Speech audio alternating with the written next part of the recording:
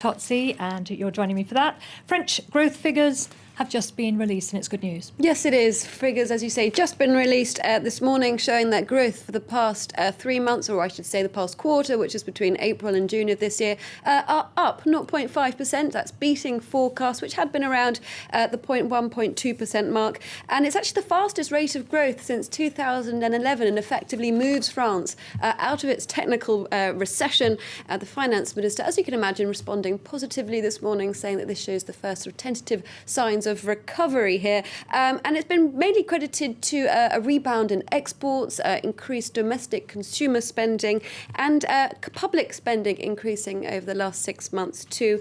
And sort of juxtaposed with this, we've also got some tentative signs of recovery across the Eurozone as a whole. Some growth forecasts expected to come out later, showing recovery there at about 0.2% as well. So good signs across the region. And how are the markets looking? Well, there's been a reaction, as you can imagine, this morning to the news of that European rebound. The markets in Europe have opened positively. The CAC 40, and in fact, all around the same, closing on about 0.2%.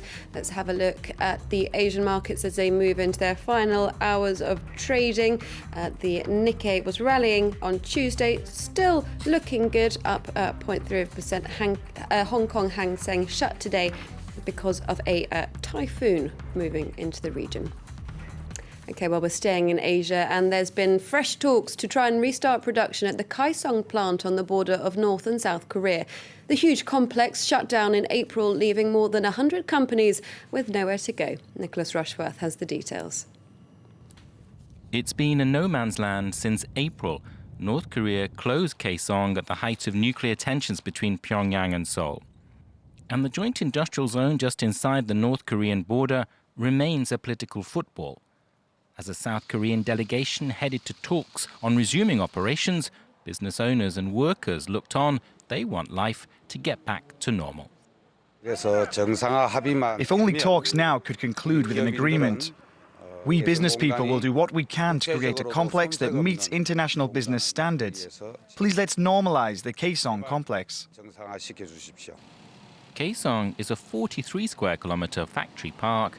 It is crucial for the battered North Korean economy as a source of hard currency. For South Korea, it's a huge pool of cheap labour. The 123 companies based there from the south employ 53,000 North Koreans. The park accounted for 76% of bilateral trade last year. Talks over its closure have in fact continued since early July, with little sign of a breakthrough. Seoul last week proposed 188 million euros in compensation to South Korean companies losing out, an indication it believes negotiations will not come off.